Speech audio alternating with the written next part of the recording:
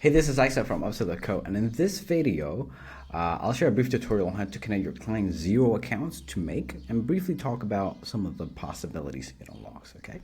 So let's get started. Here we're looking at Make's default view when you land on the page and you're logged in.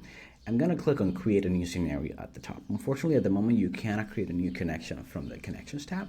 You have to go into create a scenario as if you're building an automation. Click on any of these.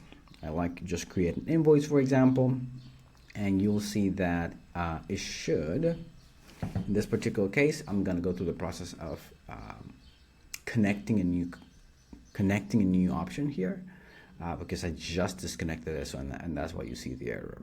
I will click on Add, and let's just say Demo Video.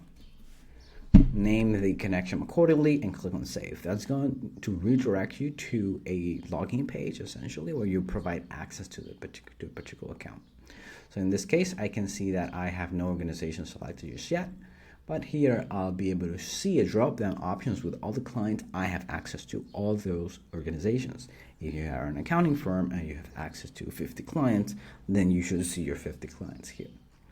If I click on, for example, Opzer, and let's click on Allow Access, that will effectively create the connection for the first time.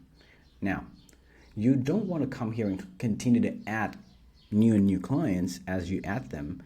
Instead, now that you have, I should see one client here, actually I'm going to open up connections in a separate tab. I'm going to find that connection I just created. And rather than create a new one, what I'm gonna do is I'm gonna click on Reauthorize. So you can see the connection I created. I'm gonna click on Reauthorize, and that's gonna prompt me again to connect a client.